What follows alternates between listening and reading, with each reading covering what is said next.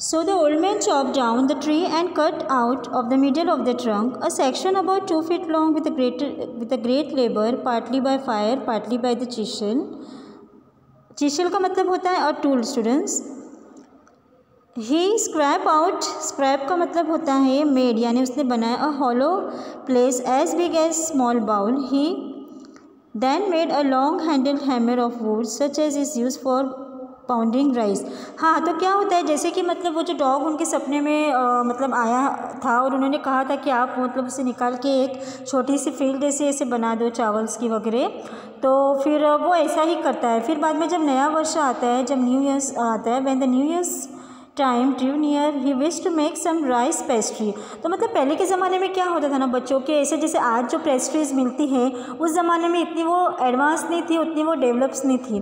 तो वो लोग राइस की पेस्ट्री यानी मीठा भात भी इसे जिसे मतलब कह सकते हैं, तो इस तरह से मतलब उसे बनाना था बिक्री के लिए, ओके, बेचने के लिए, नए वर्ष के लिए. तो वो जब उसका प्रोसेस करता है, उसको बॉईल करता है, उसको ग्राइंड करता है, फिर उसके जो लोए बनाते हैं, तो अचानक जब उसका प्रोसेस करता रहता है आगे का, तो वो सोने में जो लोए रहते हैं जो चावल के, वो सोने में बदल जाते हैं. जस्ट इमेजिन स्टूडेंट्स कि वो जो डॉग था, वो जो उनका मुक्कू था, वो कितना लकी था उनके लिए, ओके. और मतलब ऐसा दिखाया है कि अगर हम कोई भी, इससे हमको पता चलता है कि हम कोई भी एनिमल्स को अगर उसे स्नेह करें, कोई भी जीव को, यानी हमें उनका दिल नहीं दुखाना चाहिए, उन्हें कभी भी हर्ट नहीं करना चाहिए, ओके.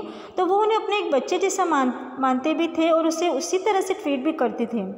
तो वो सारी जो लोए थी वो गोल्ड कॉइन्स में कन्वर्ट हो गई.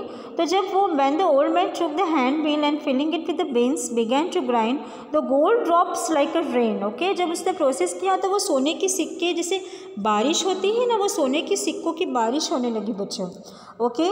तो इस कारण मतलब बाद में meanwhile the envious neighbour peeped in at the window when the boiled beans were being ground, okay. तो इस कारण जो थे वो वृद्ध ने जो वृक्ष काटा था, मतलब तो इस तरह से वहाँ पे इतना बड़ा ये हुआ, मतलब चमत्कार हुआ. तो इस दौरान जो थी वो ईसाई पड़ोसी थी, जो मतलब ज्वेलसी जो थी ना, ईसालू मतलब वो जो थी, तो उन्होंने खिड़की से जब अंदर झाँक के देखा, क्योंकि पाइन ट्री उनके घर के सामने ही था, उनके पास ही था, तो वो सब देख रहे थे कि ये सब मतलब जो झाँका कैसा आ रहा है सोने का, मतलब येलो कलर का, ये सब मतलब क्या उठ रहा है. और जब उसे पता चला तो वो क्या बोली, गुडी मी क्राइड द ओल्ड हैग, हे भगवान, वो बूढ़ी चिल्लाई. कि जब उसने चटनी की हर बूंद के जो पीले स्वर्ण की तरह मतलब उसने देखा, तो उसने मतलब बहुत वो खुश हुई और बहुत लालचीपने से एकदम उसमें आ गई. जैसे लालची लोग कैसे जब उन्हें कुछ जैसे मिलता हुआ दिखता है या ऐसा होता है तो उन्हें कितनी खुशी होती है, लेकिन वो चीज़ उनके लिए थी क्या बच्चों, उनके लिए नहीं थी.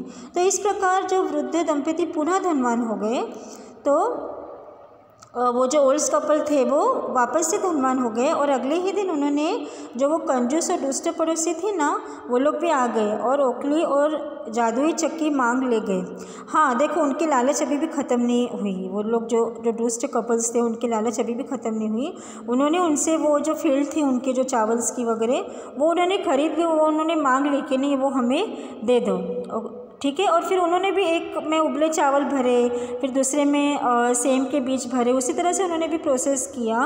और फिर वृद्ध ने उन्हें कूटना शुरू किया जब, और महिला ने भी उसने पीसना शुरू किया जब, मतलब प्रोसेस जो किया पेस्ट्रीज बनाने का वगैरह, तो उसमें से कीड़े जो वो थी, वो जो लोई थी वगैरह जो वो तो वो कीड़ों में बदल गई. बच्चों सुनो, कितनी कीड़ों में बदल के उसमें से बदबू आने लगी और वो एकदम अलग ही तरह का उसका मतलब वो बन गया.